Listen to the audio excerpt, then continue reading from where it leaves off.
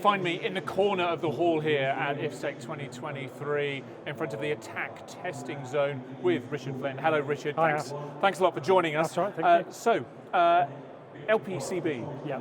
What's all that about? What's happening here, and what role does the LPCB play in the security industry at the moment? So LPCB is a third-party certification body, more of a brand in some ways. When I joined 26 years ago, we were owned by the UK insurance industry. Well, this is where loss prevention comes from in the LP. And that is also the differentiator between us and others in the marketplace, is having grown up as I did within the insurance industry, we were looking after their risk and making sure we're mitigating them, which is what you have with all the security managers, police and others. Yeah. Their role is on the security side that I work on, or on the far side, you're managing that risk and you want to sleep at night and protect lives, assets, etc.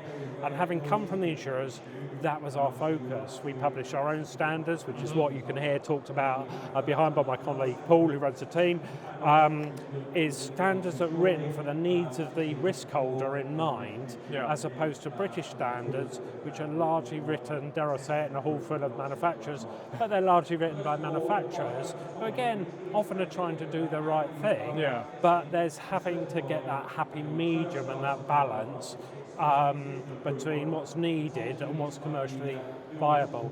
With ours, unfortunately for the manufacturers, they have to learn, we're doing it with a very much weighted perspective of what does the risk holder need, but with our main standard 1175, which we're doing here, has just been grasped in the last 3 years. I've been doing it for 26 years, but we radically changed the standard to align with the threat that people faced, and that has just naturally resulted in risk managers saying, that's how we manage risk. That completely aligns, and now it's around the world.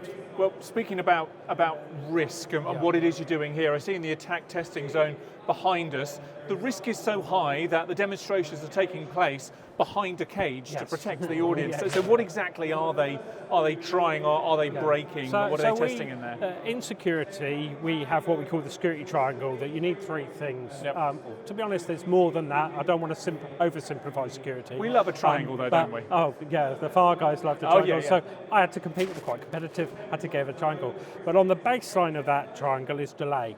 So that is what we're measuring with our tests.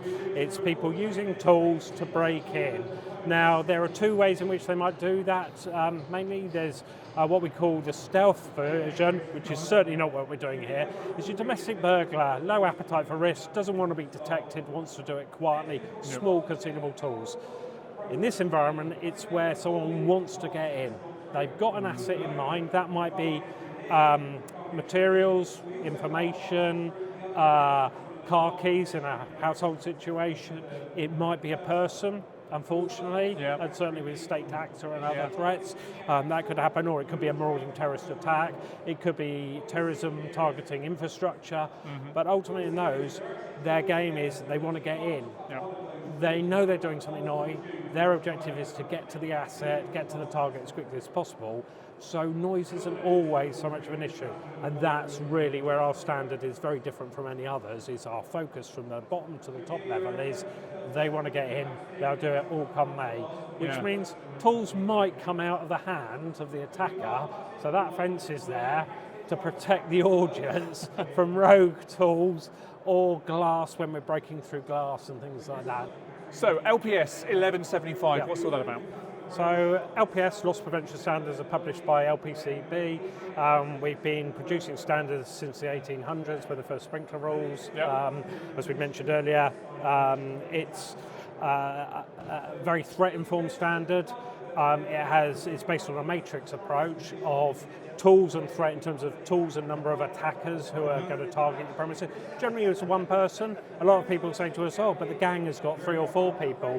But if you look at footage of a lot of criminal entries on jewellers and stuff, there might be a gang, but one's the driver, one's on lookout, someone else is stopping. Different roles, Miss Molly coming along with a handbag and doing it, and the other one's using the tools to get in. So generally it is a one-person attack. But the higher ends, where we're using petrol grinders and things like that, you're investing in it, you're going for something. You are like Hatton Garden Gang, we're more than one person doing the thing. So we have this matrix in base of threat, tools and investment in number of attackers. And then the bottom is the delay, which is the bottom of the triangle. It's how long, is it 1 minute, 3 minutes, 5 minutes? Of course, yeah. And from that, we can say that fence gives you 3 minutes delay. So as long as you know and you've got your detection, you know you've got 3 minutes for your response to arrive. But good defence in depth, you're going to have a number of layers. You'll have an approved fence line, you'll have an approved walling system or a door on the outside of the building, you might have an approved inner alcove. And so you can pick up your threat of, for example, a sea-level tools, which the guys will be using, club hammers, hand axes and likes. And you can say, right, I need 20-minute response for the police, and you can build up your layers to achieve that 20 minutes. And there isn't another standard like it in the world, which is why now the Australians, for example, have written LPS into their national standard for protection against terrorism and violent acts. Well, we have to finish in a moment, but I just wanted to ask about internationalisation. Yeah. Obviously, here in the UK, this is one thing, but how are these standards being taken on board, adopted even, by other bodies, other jurisdictions around the world?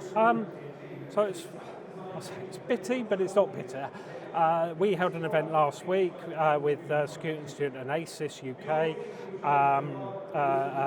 Very well respected head of security practice, international one, at that event was chairing it, and said to the audience, and said to me and choked me at the same time, not physically I might add, that LPS creates them a tool that they can go to the world where there aren't standards and help define what the security needs to be in a very clear sense of, for this security that we're designing to work, we need that delay, and we have the full confidence that that delay is going to be achieved.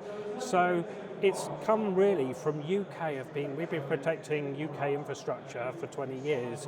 Okay, you've got CP&I, but in terms of a lot of the UK infrastructure, they use the LPS standards. Major international companies have gone, never seen this before. I show them how it works, and by the end of it, that just dovetails with what we're trying to achieve, and we're giving them the certainty that they can sleep at night and put their focus on other things. Well, that's great to hear. Listen, Richard, thank you very much indeed for chatting. I'm going to go and sit down over there and just take a look at the show. Have a quiet moment. But for now, thank you very much. Cheers. Thank you.